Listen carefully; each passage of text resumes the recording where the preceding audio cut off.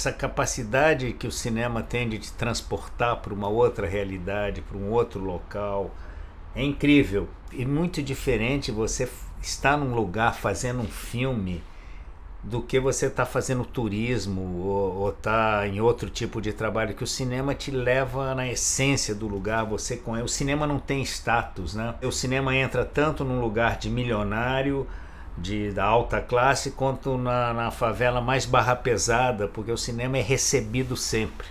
E eu trabalhei com um diretor até inglês, que depois eu vou falar dele, John Borman, que fez Excalibur, Deliverance, alguns filmes ficaram bem famosos. Ele me dizia assim, uma frase que eu nunca me esqueci. Ele falou: olha, quando você fizer um filme, curte o processo.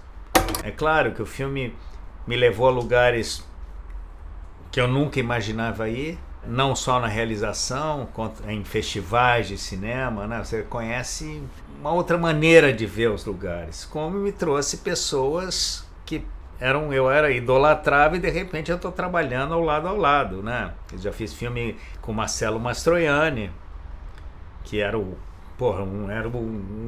ídolo de quem fazia cinema. O Marcello fez filmes de Fellini, Visconti, e de repente eu me vejo trabalhando lado a lado com ele lá no filme Gabriela, do Bruno Barreto, que nós rodamos em Paraty, baseado no livro Gabriela Cravo e Canela, do Jorge Amado.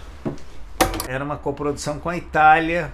O fotógrafo era o Carlo Di Palma. O Carlo Di Palma é um fotógrafo dos filmes de Antonioni.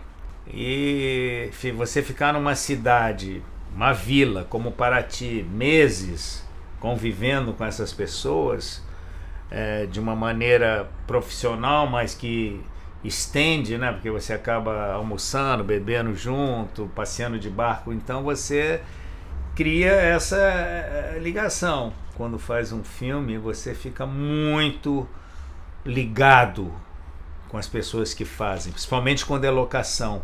E você se torna os melhores amigos, e vocês fazem as coisas juntos, e é uma amizade muito grande. E quando termina o processo do filme, aquilo se dilui. Não que você perca a amizade, mas aquilo existe na hora que você está filmando, porque ali está todo mundo vivendo a mesma história, né? Fazer filme assim é muito, muito, muito profundo, né? Eu era um assistente de direção no filme, e eu também ajudei no roteiro, mas a minha função lá era de segundo assistente de direção, então eu que tinha que lidar com os atores, né? Eu me lembro uma vez que a gente estava filmando, já tinha começado a filmar de manhã e tinha um último plano, a luz estava caindo, aí o Bruno dispensou o Mastroianni. A maquiagem dele era pesada, era uma maquiagem que demorava mais de 1 hora para ser feito, não só a maquiagem, como o figurino. O Bruno dispensou e falou: pode dispensar o Mastroianni. Eu dispensei, ele foi lá pro camarim dele, se descaracterizou todo, eu voltei pro set. Meia hora depois, assim, o Bruno falou: não, chama ele, vai dar para fazer. Falei: cara, acabei de dispensar o cara, pô. O cara trocou toda a roupa, já tá indo pro hotel. Não, vai dar, a luz deu, o cara quer fazer e tal. Aí eu falei: cara, como é que eu vou lá falar com ele? Acabei de dispensar. O cara é um dos maiores atores do mundo. Eu vou lá e pedir para ele voltar ao set, né? Aí fui lá, tomei coragem e falei: Mastroianni, 1000 desculpas, mas você vai ter que voltar ao set, vai ter que maquiar. Eu achei que ele fosse ficar bravo, e ele ficou super tranquilo. Ele falou: Flávio, na minha carreira de ator, pelo menos 2/3 do tempo eu passei esperando. Ser ator é a arte de saber esperar. Eu achei incrível aquilo que ele falou, porque primeiro pela humildade dele, né? E pela aceitação que ele tinha do trabalho, né? E foi uma lição. O Bruno quis que ele falasse em português. Achava que ele deveria ser um personagem falando em português e não em italiano. O personagem original do livro é um árabe, né? É o seu Nassib. E ele, o Mastroianni, foi falando em português, só que era um português italianado. E depois de terminar o filme, ficou decidido que o Marcello iria mesmo falar em português no filme, pelo menos na versão internacional, e ele iria ser dublado em português. E daí eu fui escolhido para dirigir as dublagens dele em Tinetitá. Eu fiquei anos trabalhando em outras atividades que não tinha nada a ver com cinema. Meu pai morreu, eu falei, meu pai morreu numa época muito difícil do cinema brasileiro, com muitas dívidas, muitas brigas políticas. Eu falei, não, eu não quero seguir isso. Então eu fiquei fora do cinema, tentando fazer outras coisas, assim, pelo menos uns 5 anos, até que eu fui chamado pelo Bruno, e tinha o Ângelo Gastal, que era meu amigo, estava fazendo a produção, e eles me chamaram para fazer o filme. Então, Gabriela foi minha volta ao cinema, né? E depois do filme pronto, eu me vejo em Tinetitá, dirigindo a dublagem do Mastroianni. Então, uma experiência muito incrível. Para mim não interessa se o filme ficou bom, mais ou menos, ruim. Então, interessa a experiência e a vivência que ele me trouxe.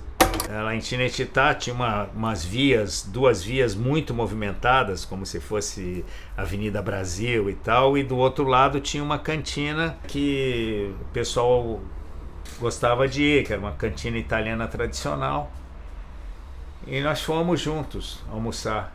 E de repente o Marcelo tinha um motorista que tinha um carro, um Fiat, que era o carro mais barato que existia na Europa. Carrinho pequenininho, e ele tinha esse motorista que trabalhava mais de 20 anos com ele, né? O motorista vinha para chamá-lo porque estava na hora de voltar e tal. Ele falou, olha, esse meu motorista, eu vou convidar ele para sentar na mesa. Ele disse que não vai querer, vai acabar sentando. Eu vou oferecer a minha comida para ele de jeito nenhum vai aceitar e vai acabar aceitando e comendo. E foi exatamente o que aconteceu. Então são coisas incríveis, né, que acontecem. Também em Tinetitá, o Fellini estava filmando La Nave que Vá. Ele tinha umas entradas secretas para onde ele filmava dentro do estúdio. Você entrava numa porta, depois entrava outra porta, seguia um corredor, assim, porque ele gostava de ficar isolado. E a cantina estava cheia de figurantes, aqueles figurantes de Fellini, aquelas mulheres obesas, todas com roupas diferenciadas, homens, figuração de Fellini, né? E o Marcelo levou a gente na filmagem, né? O Fellini filmava tudo em estúdio, as ondas eram de plástico, ele fazia isso como estilo. E nós fomos apresentados ao Fellini, né? Eu falei, cara, tô aqui em Tinetitá vendo o Fellini filmar. Ele veio, sentou com a gente, ofereceu uma grappa, a gente bebeu a grappa, e o cinema te dá essa possibilidade de você, de repente, estar com pessoas que, de uma certa maneira, você eram seus ídolos, né? E de repente aquela pessoa está ali junto com você, trabalhando.